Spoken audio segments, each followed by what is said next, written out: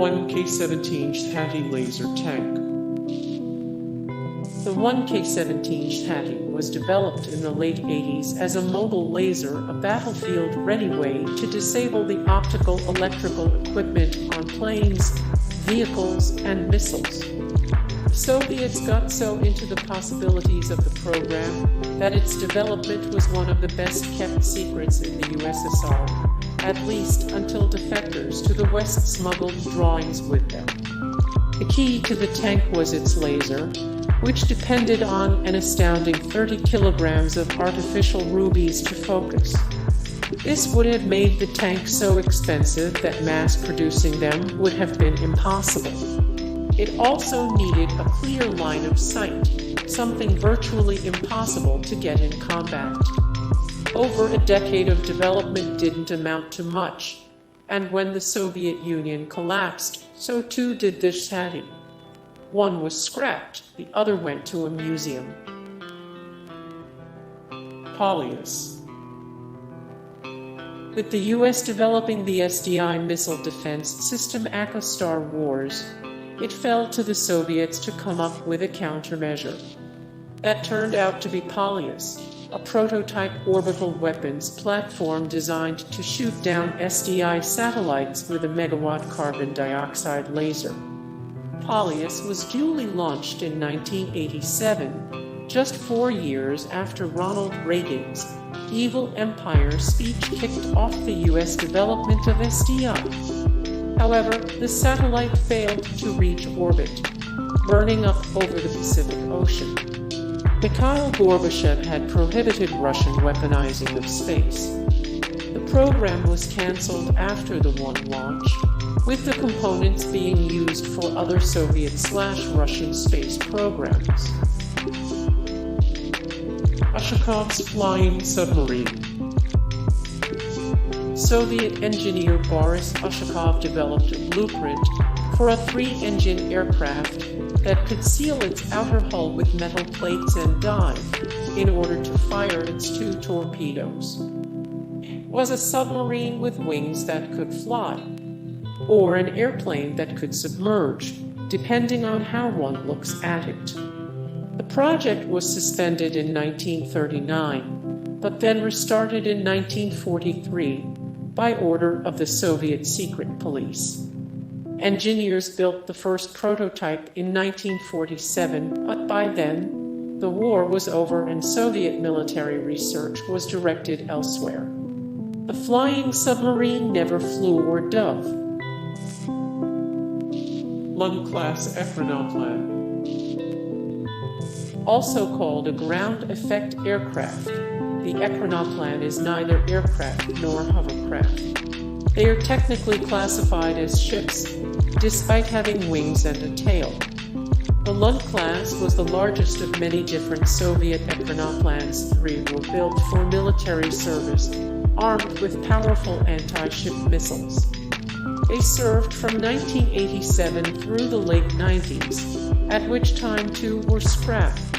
One still exists in situ, with new designs being worked on by Russian engineers.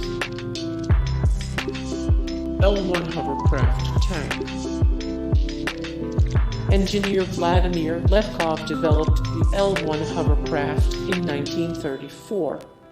He worked with a team from Moscow Aircraft Plant 84 and built a 1-4 mock-up in 1937.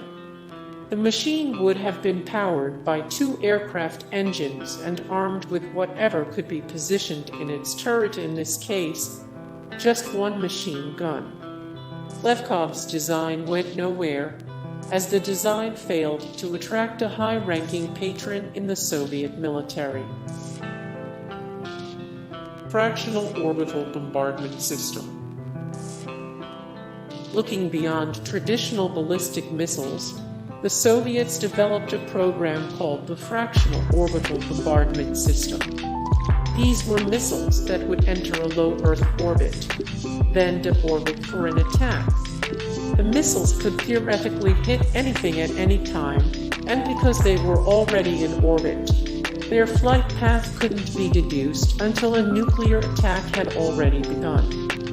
Because such weapons were banned by the Outer Space Treaty of 1967, the Soviets tested them without the warheads. 3 designs were developed, and one, 8K-69, was actually put into service.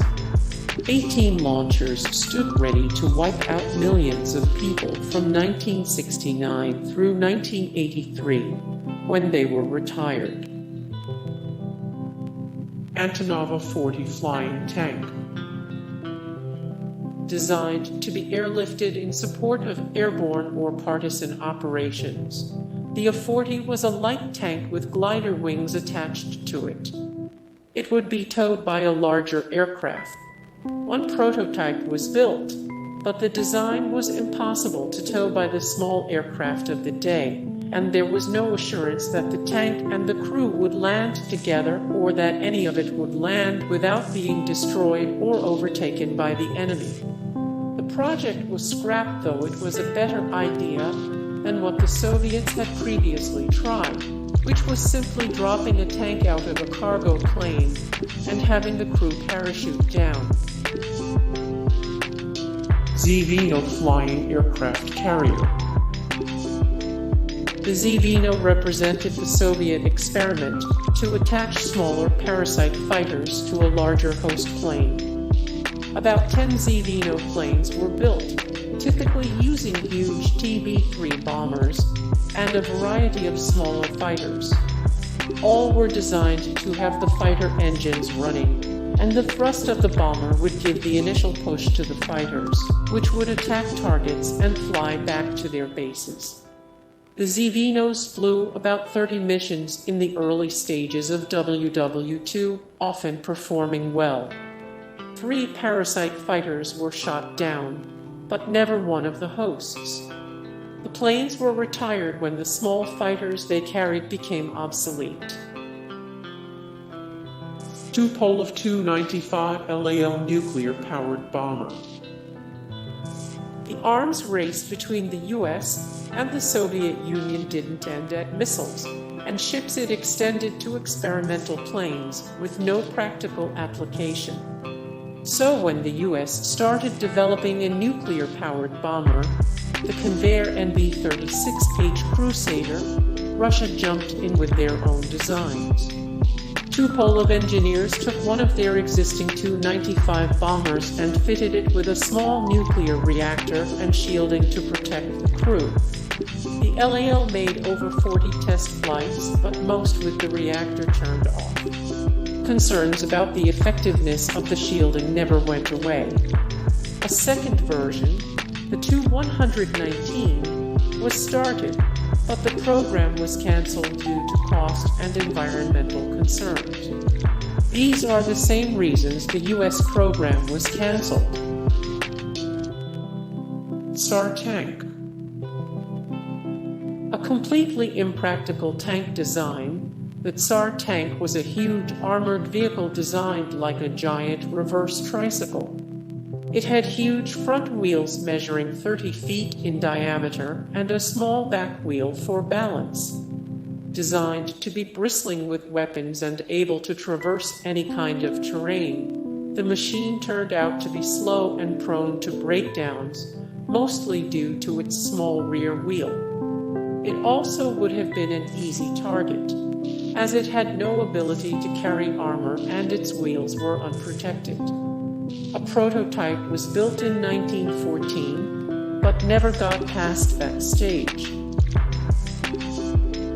Anti-tank dogs. Numerous countries have turned to the animal kingdom to help find an edge in warfare, and the results were usually pretty subpar. Starting as far back as the late 1300s, Mongolian chieftains used flaming camels to disperse their enemies. WWII was the height of attempting to weaponize animals, highlighted by the Soviet use of dog mines, dogs with explosives strapped to their backs, trained to run under German tanks to make them explode. Reportedly, these poor creatures destroyed over 300 German vehicles. Though the program was stopped when it proved difficult, to ensure the dogs would run in the right direction, as opposed to simply destroying the first tank they saw. Object 279. Soviet engineers were often asked to develop vehicles that might not be survivable by their crews. The pinnacle of this was Object 279, an experimental heavy tank designed to withstand the shockwave of an atomic blast and fight in the fallout-drenched aftermath.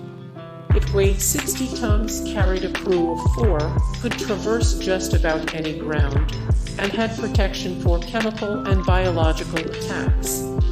2 prototypes were built in 1959 and went through trials that proved the tank was too big and cumbersome for the modern battlefield. It was too heavy for Soviet roads, hugely expensive, hard to maintain, and could easily be picked off from the air. Nikita Khrushchev soon declared that the Soviet Union would produce tanks no heavier than 37 tons, and Object 279 headed to a museum. Tsar Bomba.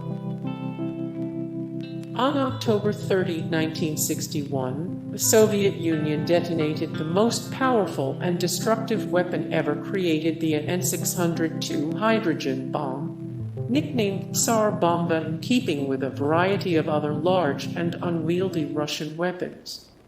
Tsar Bomba exploded with a yield of 50 to 60 megatons.